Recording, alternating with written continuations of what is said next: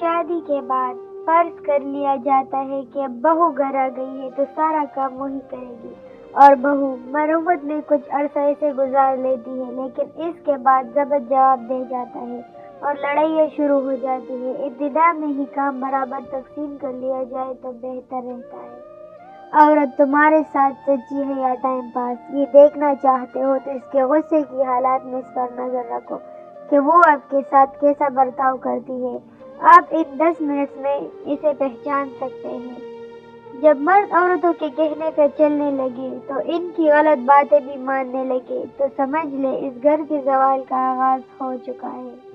خدا کے بعد یہ سب ایک مرد کے ہاتھوں میں ہوتا ہے کہ وہ جتنا چاہے عورت کو خوبصورت بنا سکتا ہے، کیونکہ مرد جتنا حسین طریقے سے اسے دیکھے گا، بولے گا اور سنے گا، عورت اتنی ہی حسین ہوتی جائے گی۔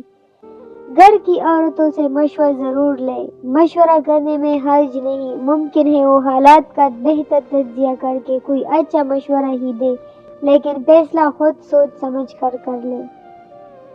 کوئی جان بوجھ کر بھی انجان بن جائے تو اس کے بس دو ہی مطلب ہوتے ہیں، یا تو اسے آپ کے اقرار کا انتظار ہے یا پھر اسے آپ سے پیار نہیں ہے۔ جو سوچ سمجھ کے دیکھ بھال کر کیا جائے میں اسے پیار ہی نہیں مانتا۔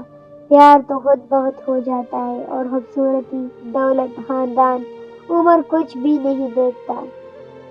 جب آپ محبت بھرے لہجے میں میرا نام پکارتے ہیں نا، میرا بس نہیں چلتا کہ میں آپ کی آواز کو چوم لوں۔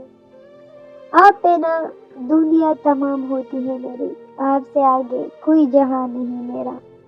اس شور سی بری دنیا میں سکون کا لمحہ ہے آپ۔ کسی ایک کا بن کر رہنا ہی محبت کی اصل خوبصورتی ہے۔ شادی کے بعد شوہر کا خیال رکھنا بیوی پہ فرض ہے۔ اس کے والدین، بہن بھائیوں کی ذمہ داری بیوی پہ عائد نہیں ہوتی، تاہم وہ ان کا خیال رکھے تو اس کے لیے شوہر کو بیوی کا احسان مند ہونا چاہیے، اس کی قدر کرنی چاہیے کہ وہ اپنے فرائض سے بڑھ کر اس کا ساتھ نبھا رہی ہے۔ ایک پرانا محاورہ ہے کہ عورت مرد کے پاؤں کی جوتی ہے۔ جاہل طبقے نے اسے اپنایا اور پروان چڑھایا۔ عورت کو اسلام نے عزت دی، حقوق دیے اور اتنا اعلیٰ درجہ دیا کہ اس کے قدموں میں جنت رکھ دیا۔ سمجھدار بیویاں قسمت والے مردوں کو ملتی ہے جو انہیں رسوا ہونے سے بچا لے، ورنہ شادی کے بعد مرد کو رسوائی ہی ملتی ہے، یا تو سسرال والوں سے یا پھر گھر والوں سے۔ ایک مرد اور ایک عورت کا تصور ہندوانہ ہے جس کی سزا وہ بھگت رہے ہیں۔ ان کے معاشرے میں عورت محفوظ نہیں ہے، جبکہ ہم بھی ان کی پیروی کر کے مشکلات کا شکار ہیں۔ آسائشوں نے ہماری عادتیں بگاڑ دی ہیں، ہم ناشکرے ہوتے جا رہے ہیں۔ محبت کی ساری خوبصورتیاں تب تک ہی ہوتی ہے جب تک کوئی ساتھ دے اور ساتھ رہے۔ فلرٹ یا ٹائم پاس برا ہے، لیکن اگر کرنا ہی ہو تو اسے بتا کے کرو تاکہ وہ کوئی امید نہ لگائے۔ عورتوں کو گلہ ہے کہ مرد غیر عورتوں کے پیچھے کیوں بھاگتے ہیں۔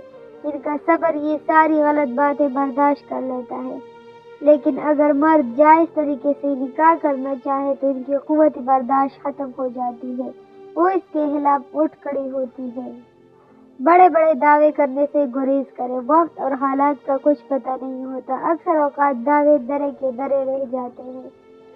گھر کے کاموں میں بیوی کا ہاتھ بٹانا سنت نبوی صلی اللہ علیہ وآلہ وسلم ہے، لیکن ہمارے ہاں کوئی ایسا کرے تو اسے جوڑوں کا غلام کہہ دیا جاتا ہے۔ اس عورت کی دعا جلدی قبول ہو جاتی ہے جو بیوی ہو یا ماں ہو، اس لیے نکاح میں دیر نہ کیجیے۔ ارشاد باری تعالیٰ ہے، تم نکاح کرو، رزق میں دوں گا۔ عورت کو شادی کے بعد رنگ بدلتے رہنا چاہیے کہ مرد اسے کبھی جان ہی نہ پائے کہ وہ کیا ہے، کبھی سلجھی تو کبھی انسلجھی۔ پہیلی کی مانند مرد تجسس میں رہے، اسے سمجھنے کی کوشش کرتا رہے۔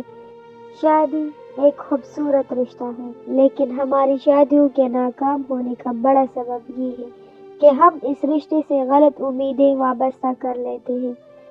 عورت ہمیشہ مرد کو پلو سے بندھا دیکھنا چاہتی ہے، شادی کے بعد خاوند کو اور ماں بننے کے بعد بیٹے کو۔ ماں 9 مہینے پیٹ میں رکھتی ہے بچے کو جنم دینے کے لیے، لیکن باپ پوری زندگی بچے کو دماغ میں رکھتا ہے بچے کی پرورش کے لیے۔ اور اس کی دلکش ہنسی نے مجھ پہ یہ انکشاف کیا کہ مرد کی خوبصورت آواز دل کی دھڑکن کو بے ترتیب کرنے کا ہنر رکھتی ہے۔ اے جان ہم سفر، دل میں جو آپ کے لیے مقام ہے اس کے آگے تو ساری دنیا عام ہے۔ آپ کو معلوم ہے آپ کی موجودگی میں مجھے خوش رہنے کے لیے کوشش نہیں کرنی پڑتی۔ عمر کوئی بھی ہو، عورت ہو یا مرد، محبت درکار رہتی ہے۔ وہ چاہتا ہے کہ کوئی اس کی کیئر کرتا رہے، اس کی خوشی میں خوش، دکھ میں ساتھ کھڑا رہے۔